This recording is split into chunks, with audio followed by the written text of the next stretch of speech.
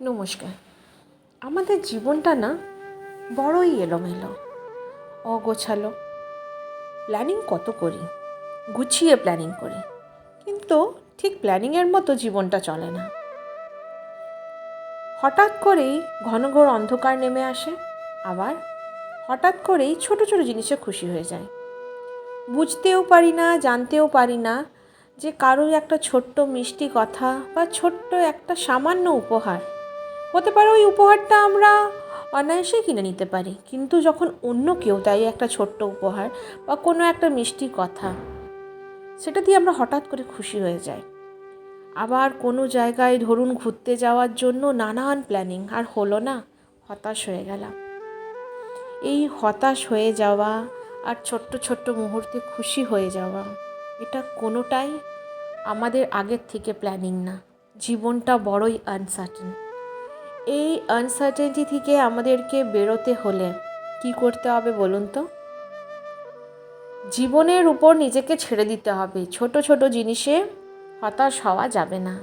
যে যেইটা চাইছে সে সেরকম জিনিসটা কোনো দিনই পাবে না। সবার লেভেলে সবার মতো করে কষ্ট আছে। আপনি কি মনে করছেন আম্বানির কষ্ট নেই, না একটা ভিখিরির কষ্ট নেই? কষ্ট দুজনেরই আছে, দুজনের মতো আছে। আমার আর আপনারটা একটু আলাদা।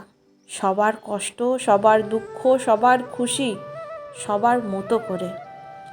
এই সব জিনিসগুলো আমরা সবসময় সবার সাথে শেয়ারও করতে পারি না, আর নিজের মনে রেখে কুড়ে কুড়ে যে নিজে যখন খাই সেই জিনিসটার থেকে বেরোতেও পারি না। কিন্তু আমাদেরকে বেরোতে হবে। এই জীবনটা প্রতিনিয়ত এগিয়ে চলছে, প্রত্যেক দিন, প্রত্যেক মুহূর্ত। এই প্রত্যেক মুহূর্তে আমাদের এগিয়ে যেতে হবে। ছোট ছোট জিনিসে উদাসীন হয়ে যাওয়াটা প্রকৃতির নেচার নয়। তাহলে আমরা কেন সেই নেচারটাকে অ্যাকসেপ্ট করছি?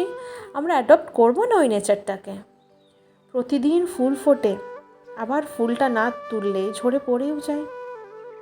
ওই ফুলটাকে তুলে আমরা মন্দিরেও দিতে পারি, আবার ওই ফুলটা তুলে খোঁপাতেও গুঁজতে পারি। চয়েসটা আমার। ওই জন্য যদি আমাকে কেউ দুঃখ দেয়, ওইটা ফুলটার মতো খারাপ ভেবে ফেলে দেবো, না সুন্দর ভেবে নিজেকে সাজাবো, না ঠাকুরের পায়ে দিয়ে নিজের আত্মা, নিজের ভেতরটায় শান্তি দেবো, সেটা আমার ওপর। ওই জন্য কেউ যদি আপনাকে কিছু বলেছে, আপনাকে যদি কোনো কথায় আপনাকে খারাপ লেগেছে, আপনি কোনো দিনই উদাসীন হয়ে যাবেন না। সব মানুষ ইউনিক, সবার মধ্যে একটা নতুন জিনিস আছে। হতে পারে আপনি কিছুই পারেন না,